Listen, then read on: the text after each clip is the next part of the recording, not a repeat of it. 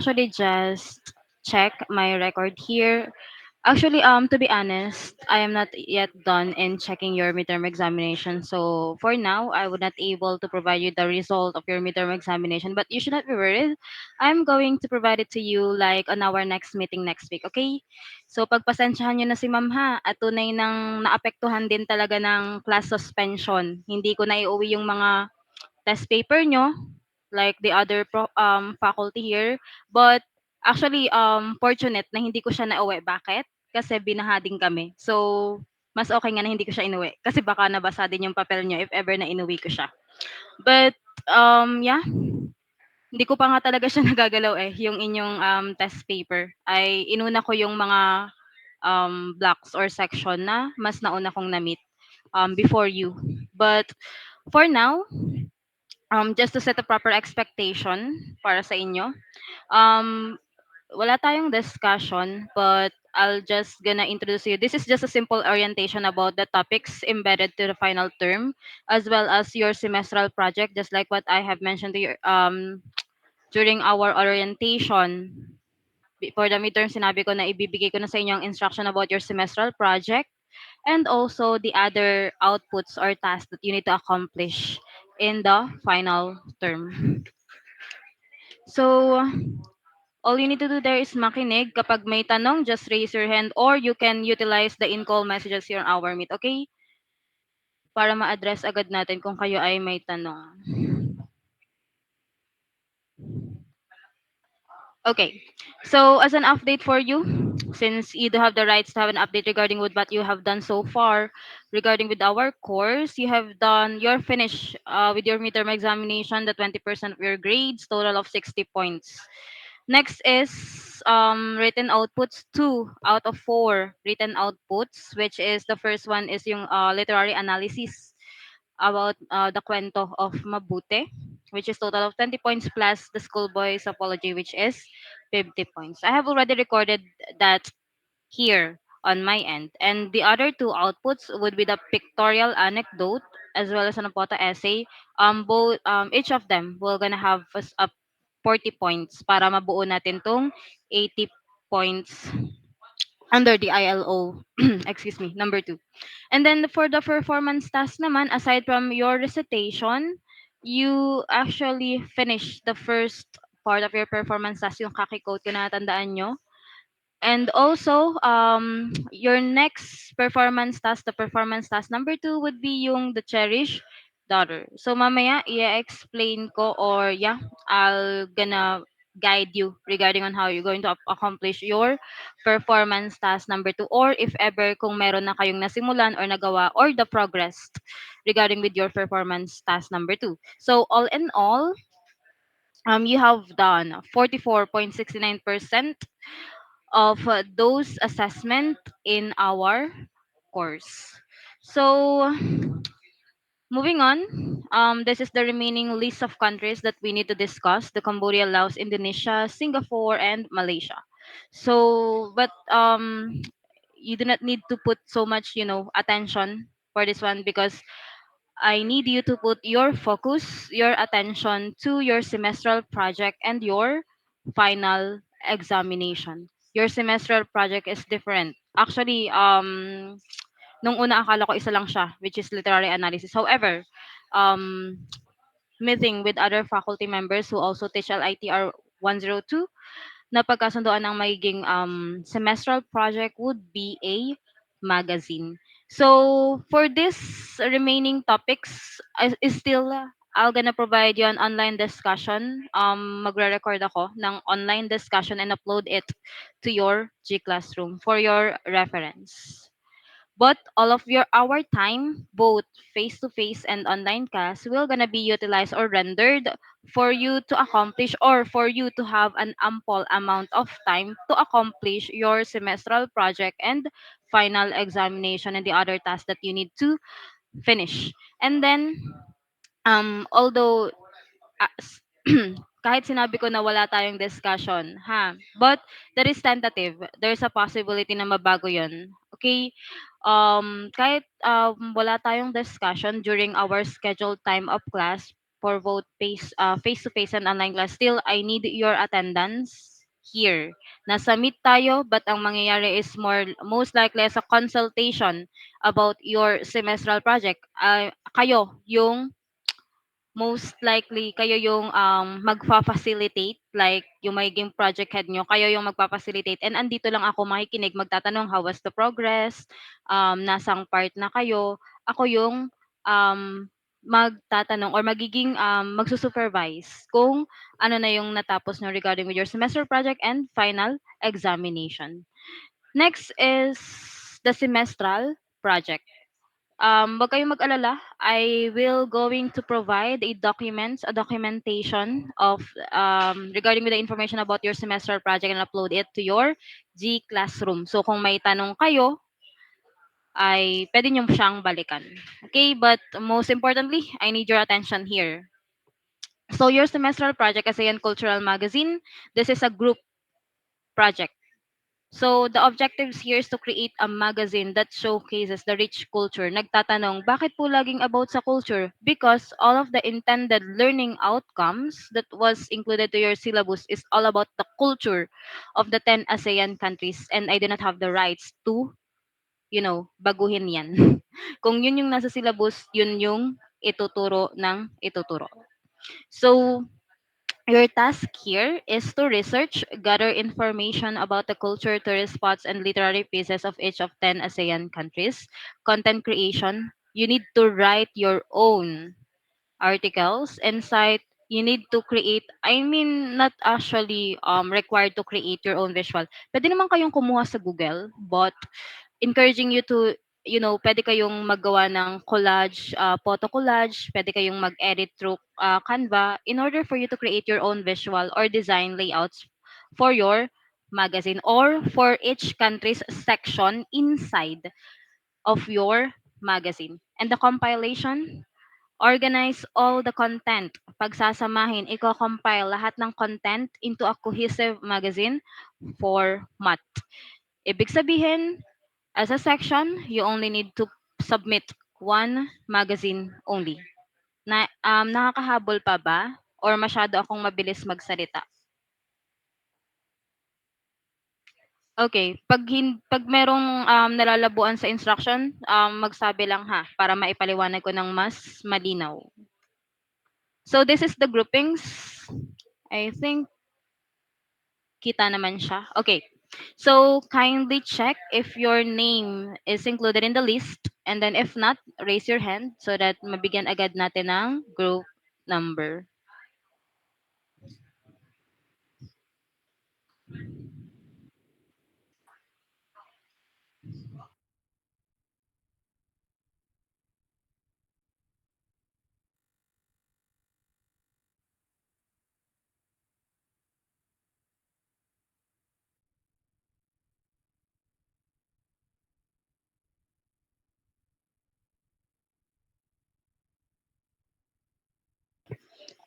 I assume lahat naman kayo ay kasali sa list. Ano? I mean walang kasi sa ibang section may hindi napasali despite the fact na kinuha ko lang naman talaga yung list sa master list ko from the portal. So each group must have a leader and you need to select your project head. For the project head, decided that the class rep, siya na din yung magiging project head. Lazel? Okay. So for group 1, ako na lang din ang pipili ng leader para hindi tayo magtagal. Group 1,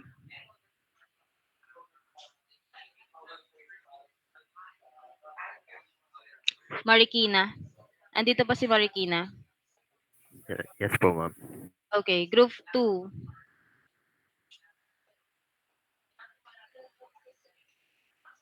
Generoso. Bea. Yes po, ma'am. Group 3, Valencia. I think nakita kita kanina, Valencia.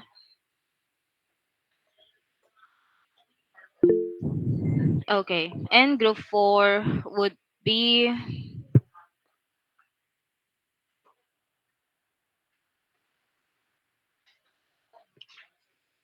Biscocho. Yes po. Ninya. Okay. So, kayo yung leaders of those, kayo yung group leaders and you need to collaborate with your project head, Lazel, primarily sa pagpa-plan. I mean, the initial plan. Because as a group leaders, one of your responsibility here is to monitor your group members regarding with their contribution. So, ibig sabihin nun, you're gonna also assess them. Magbibigay din kayo ng grades sa kanila based on their contribution in this semestral project. Next is assigned countries for the respective group. For Group 1, Philippines, Laos, and Myanmar. Group 2, Cambodia and Thailand. Group 3, Brunei and Vietnam. Group 4, Singapore, Indonesia, and Malaysia. The group task, tulad ng sinabi ko kanina, each group must gather a picture information of the following, like the basic information about the countries that was assigned to you. Like for example, sa group 1, Philippines, Laos, and Myanmar. And then you need, if ever, if possible, you can also include a unique aspect of the country that was assigned to you, their unique aspect in terms of their culture, tourism, delicacies, customs, and also you can add their literary pieces or halimbawa, meron kayong pwedeng i-add na literary pieces galing sa kanilang bansa na hindi kasama dun sa ating pinag-aralan, hindi kasama sa ating module or syllabus. And with that, once na nakapag-search na kayo, all you need to do is to use those information that you have gathered from the internet. Use it as your reference para or in order for you to create or to drop your own insights. So dito sa project na to, hindi lang kayo magko-compile ng data na nakita nyo sa internet. Yung data na nakita nyo sa internet, you need to just use it as your reference. Okay? Naiintindihan ba yung part na yon?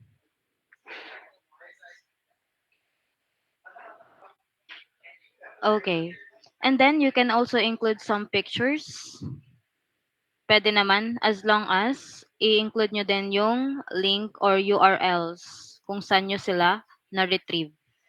So as a section, combine all of your work into a single themed magazine. Ibig sabihin kailangan yung mag-usap, magplano kung anong theme, motif, color palette, design, layout ang inyong gagawin. As well as kung anong software ang inyong gagawin. Actually, yung black na na-meet ko na, they have already, nagkaroon na sila ng planning. Nasa planning phase na sila. I mean, nandoon ako sa meet, nagplano yung project head with the group leaders first, nagplano sila, and then saka pumasok yung lahat ng members, and then the division of labor, nagkaroon agad ng division of labor na ipamigay agad yung, kumbaga nabigyan agad ng task yung mga group members and also the group leaders. And then ang kulang na lang sa kanila is i-execute yung kanilang plano para makapagpasa sila ng mas maaga kaysa sa submission due date. So, ganun din yung gawin nyo para mas mapadali kayo. Huwag kayong mag-alala. I will going to give you enough time for that. Just like what I said, we will going to use our time. Instead of discussing the remaining topics, we will going to use our time for you to accomplish your semestral project and all of the output that you need to finish in this term, in this final term. So additional information, the magazine should be in size of 8.3 by 11.7 inches A4 and printed in a coated semi-gloss paper, any type of paper typically used in magazine printing. Cheaper the better. Okay? So meaning you can just ask printing shops kung ano yung ginagamit pag nagpapaprint ng magazine. Huwag gumamit ng papel na masyadong mahal like yung mga glossy paper. Okay lang sa akin yung mga coated or semi-gloss paper. Basta huwag kayong gagamit ng typewriting. And then, excuse me. This is the suggested parts of the magazine. Suggested parts, so you can customize it based on your likings or based on the plan ng inyong section. So, parts of the magazine: cover page, the front and back page, issue number, yung black number nyo, issue number 3107. Front page with magazine title. You need to come up with a unique title of your magazine, but it should be connected to what you're going to do regarding with the information na mga galing nyo about sa culture in the ASEAN or sea region. So, table of contents, meron dapat. Ang nakalagay lang sa table of contents, yung pagkakasunod-sunod ng mga countries na i-feature nyo sa inyong magazine. Like, for example, una, Philippines, then Brunei, Laos, then etc. And so on and so forth. Basic information. So, this is on the section na ha. Halimbawa, sa first section nyo is Philippines ang i-feature nyo muna. So, under this, you need to feature first of basic information, then the culture. Under the culture, yung custom, tradition, unique aspect, etc.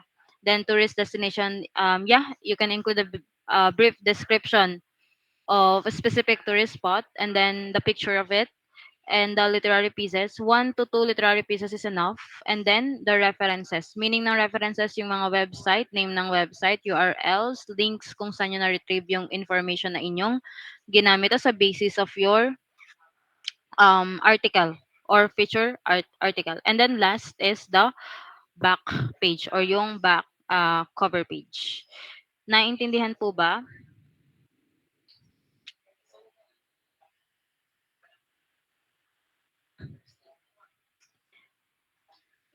Hindi ako nag-check ng attendance because I utilize my attendance tracker extension here. Isasend ko na lang yung screenshot sa GC mamaya para kita kung sino ang umattend sa ating meet for today. So the semestral project is equivalent to 100 points. Submission deadline would be on December 6 to 9. Week 16 and 17. This is prior to your final examination date to your other subject. And then the late submission will receive a score of 0.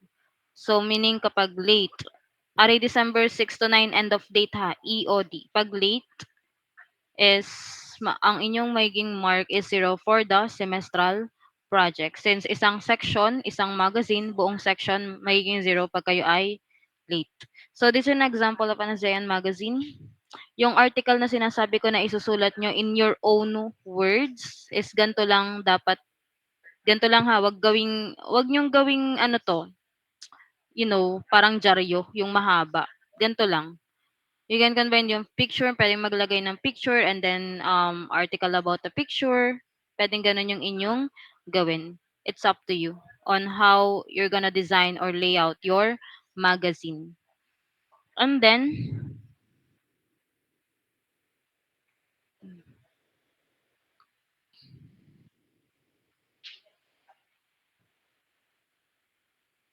okay. So, and then this is the rubrics or the criteria of grading of your ASEAN magazine. The first is the topic. So, all of the information that you will be going to include to your magazine should be relevant. Kailangan tungkol sa culture, custom, or tungkol dun sa mga inilagay ko kung anong dapat ilagay sa inyong magazine. Organization, this is will gonna be based on the article and also on how you actually lay out or design your magazine, kung paano nyo inorganize yung section by section, kung paano nyo pinagsunod-sunod yung 10 ASEAN countries in your magazine. The grammar, the usage, mechanic, and spelling based on the article that you drafted or crafted. Quality of information, titingnan ko kung naglagay ba kayo ng references or titingnan ko kung um, based on facts yung mga inilagay nyo doon. Or kung yung bang lahat ng information na nakalagay doon sa inyong magazine is actually supporting or supporting the topics na dapat sana is na-discuss or na-feature doon sa inyong magazine. And lastly, uniqueness and creativity. It will going to reflect the physical feature of your magazine, depend on how you're going to design or lay out your magazine. So yeah, once you have an exemplary grade, then you will gonna have a perfect score, which is 100 points. May tanong tungkol sa semestral project.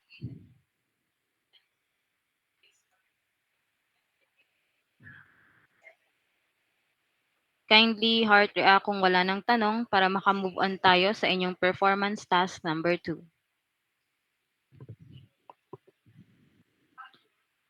Nasaan ko bang groupings sa GC? Wait lang.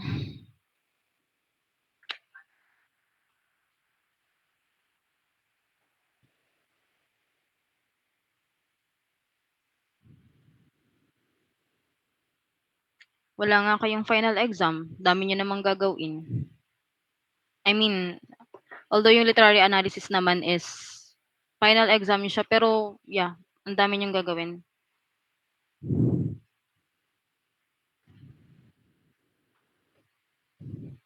Pasensya na, hindi ko siya pwedeng baguhin eh. Okay. So moving forward to your performance task. So let me just give you this instruction for the extended ending of the cherished daughter. Same group. Actually, tiningnan ko yung inyong G-class. Nakita ko naman na may group na kayong nakalagay dito. And also group and the group leader, group members and the group leader rather. So yun, you need to, if ever na wala pa kayo nagagawa, you need to reread the poems of the cherished daughter, and then the poem ends with a question. As a group, you need to answer this question to show the mother's point of view by adding 3 to 4 stanza that will going to serve as the ending of the poem. So you need to be creative for this. Use figurative languages and sound devices to create a thoughtful and meaningful imaginative ending. So for the presentation, create a video presentation and upload it. Hold on.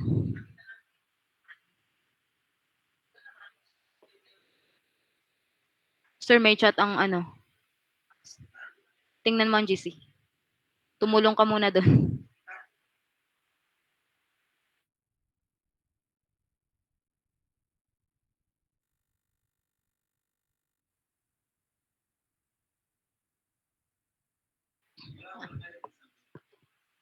Eh,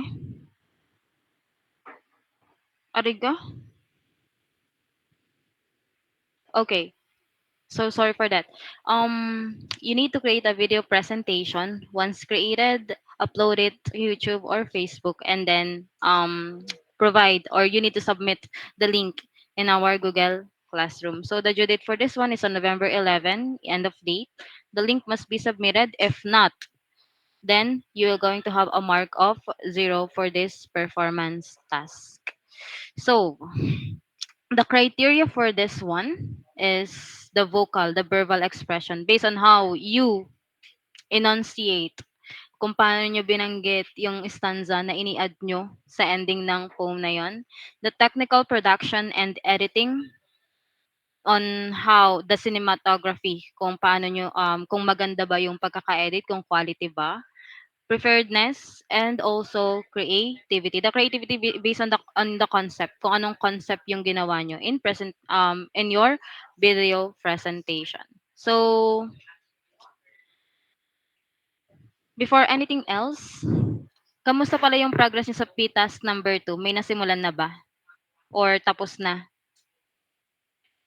I mean kasi sa ibang block, tapos na sila.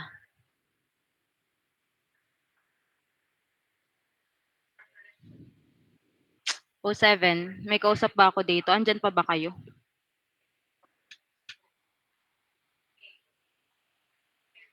Hello po, miss. For group 1 po ay magvi-video na lang po kami. How about the others? Sa group 2 naman po ay magvi-video na lang din po. Group 2. And then yung group ni Alvin. Yung iba pa.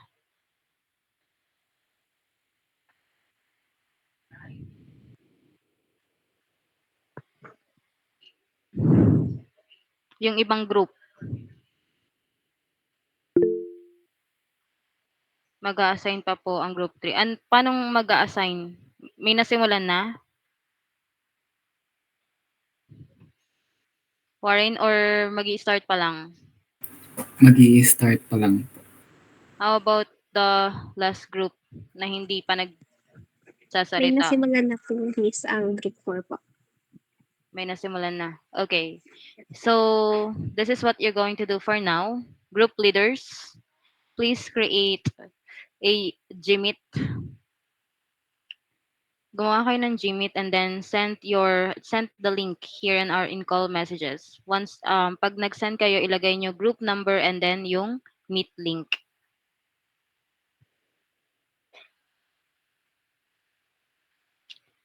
Because for today, all you need to do all you need to do for today, na pangunahan lang kasi syempre medyo matagal na naman to, is to plan your P-task number 2. and the documentation of your planning about your PITAS number 2, need siyang i-upload or i-submit sa ating G Classroom. Magpo-post ako ng instruction sa ating G Classroom regarding with it. And then, ang magto-turn in lang ng documents or ng file about your plan is your leaders or the representative of the group. The other member will just gonna mark it as done. And do on the file, the grade or the 20% of your score in PITAS number 2 will gonna be account from that output for today. Dahil yun ang gagawin kong way para ma-checkan ko kung gumamit kayo ng figurative languages and sound devices sa inyong extended ending or sa stanza na ini-add nyo sa tula. So, nakapagawa na ba ng Meet?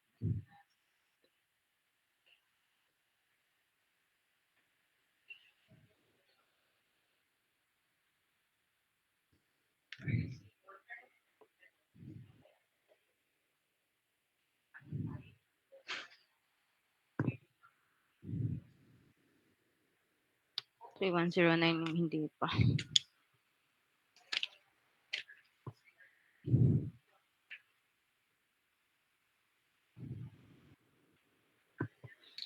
Asa na? 07. Okay, group 1. How about the group 2, 3, 4?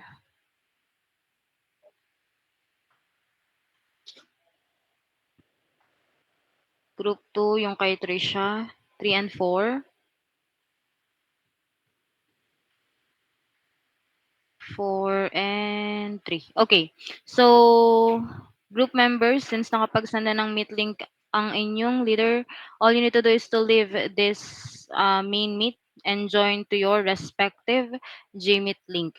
I'll just gonna visit you there and then you can raise your question about your PTask once na andun na ako. Okay? Ako lang ang matitira sa main Meet.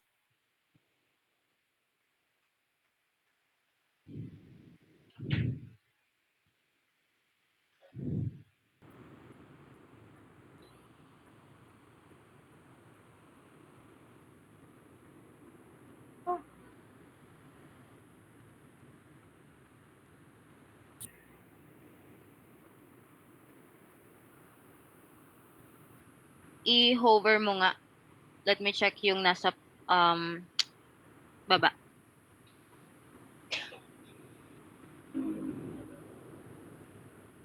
Para kayong gumawa ng inyong own version. Is that correct? Yes po, ma'am. Oh. Okay. Okay. I think that would be okay na. I can see here that gumamit naman kayo ng figurative language and sound devices here. So yeah, all you need to do is to include an information about the parts assigned to your group member so that I can check. Kunwari, may hindi ako nakita sa video, like yung cameraman, I can check kung ano yung part yung ginawa nila sa inyong presentation. So yun na lang, i-add nyo dito. And then yeah, you can yung mag-plan na lang kayo regarding with how, kung kailan kayo magbi-video and kung paano nyo i-execute yung plan nyo regarding with your PTask number 2. And then, at 4:50, you can go back to our main Meet. Okay? Isa Noted lang po. ang mag-turn in ha, yung leader lang. Noted po, ma'am. Okay. Valo. Bayo na. Pwede na bang umalis dito? Gagi, ba't babalik pa dun sa Pwede main? Babalik pa. Gagawin dun. May sasabihin pa. Baka pupuntahan muna ng ibang group. Robert. Bakit? May nagagawa ka na bang matino? Wala pa. Natutulog na ako. Yan. Si Bea. Pisit Bea. na hindi pa tapos. Kung sa hitra ko. Hindi ko pa Bea. tapos. Hindi ko pa natutuloy. Ano, Bea? Okay. Yun, tapos na yan sa pisit. Mati. Check mo PM. May PM ako sa'yo. Pinagmumura kita. Hayop ka. Videographer. Ano ba? Actor. Ano pong mga kailangan?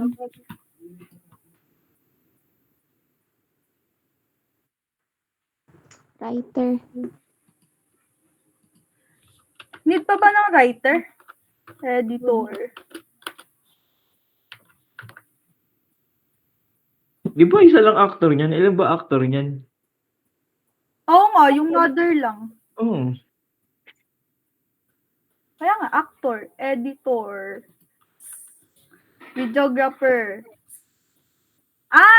Yung magagawa ng design, anong ang mga gagawa ng props, anong tawag doon? Anong props yan? Ewan ko. Propsers. Rapture. Propsers. Producer na lang. When gagawin? Free ba Ano? kayo ng Tuesday? Pwede nga Tuesday next week. Tuesday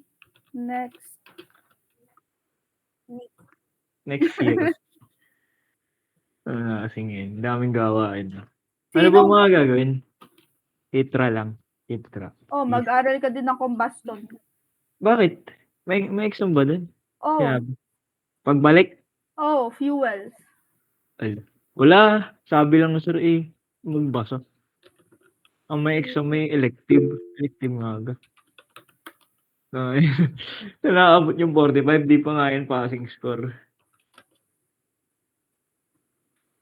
Elective ang may... Okay na yun, basta may gawa.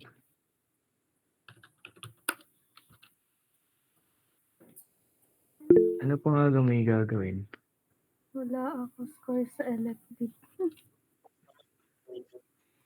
Oy, JJ, anong mga Paano gagawin? malalaman? Paano malalaman na sure pass? 1 unit lang. Ano yun? Online class.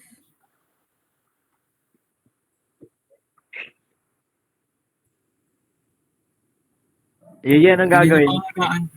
Anong gagawin mo ngayong on this break? Wala. Isang linggo na walang ginagawa eh. Basta ang alam ko lang na gagawin, hitra. Wala pa din kaming RM. Oo nga pala, may RM pa. Kailan ba yun? Wala pang progress ulit yung RM.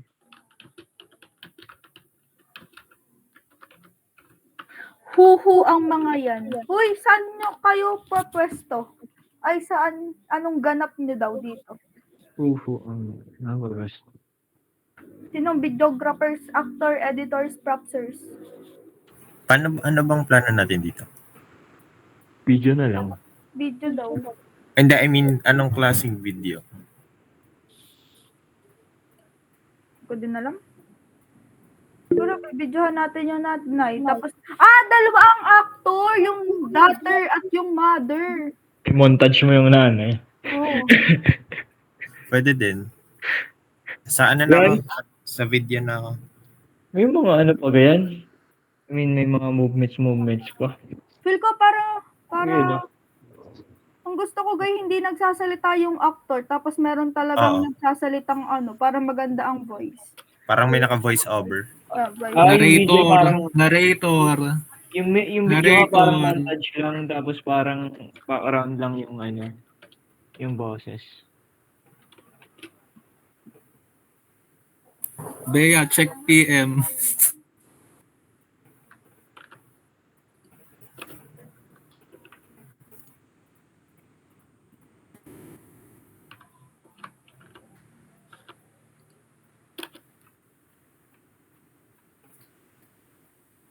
Prop search.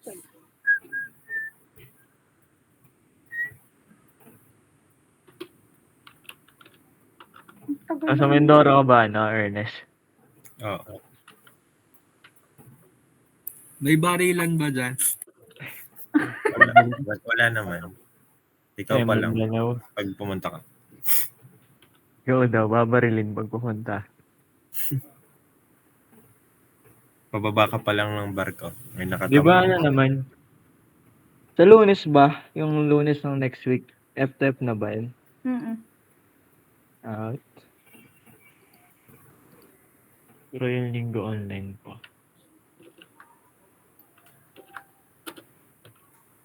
Matik mag-aklase sa linggo eh. Pig ko lang. Ang dami nang hahabulin na ano eh, Dave, na oras. Dagdag mo na din yung sulat ng poem, ante. At kadami kanina na pa ako nag-aantay. naman actor.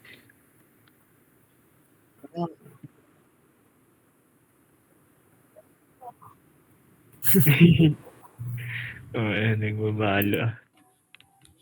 Ano ba sasabihin sa 450 pa? Same. Ano ang prop? Ay, nag-iisip din Malay ako. mo, naulan. Nag-iisip din ako kung ano yung props eh. Kailangan nung ano. Wala. Wala. Writer na nga lang ilagay mo. Writer? Ano gagawin na writer? Yung nagsulat, yun na yun. Wala nang gaya. Baka malagay mo pa dyan, finance. Ano daw yun, may pakain habang nagbibideo. Ano yun, pag nagbideo, kailangan pa tayo pumunta lahat. Feel ko yung editor kahit wag na. Hindi, pero para alam din nila pala yung flow. Madali lang naman yun. Parang,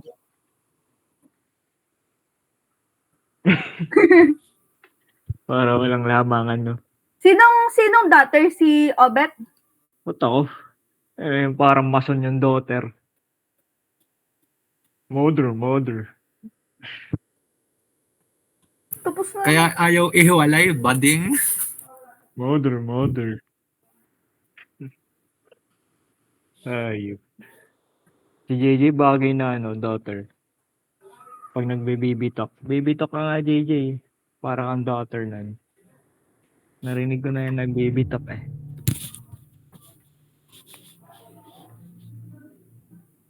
So, hindi makatanggi oh. Aminado eh.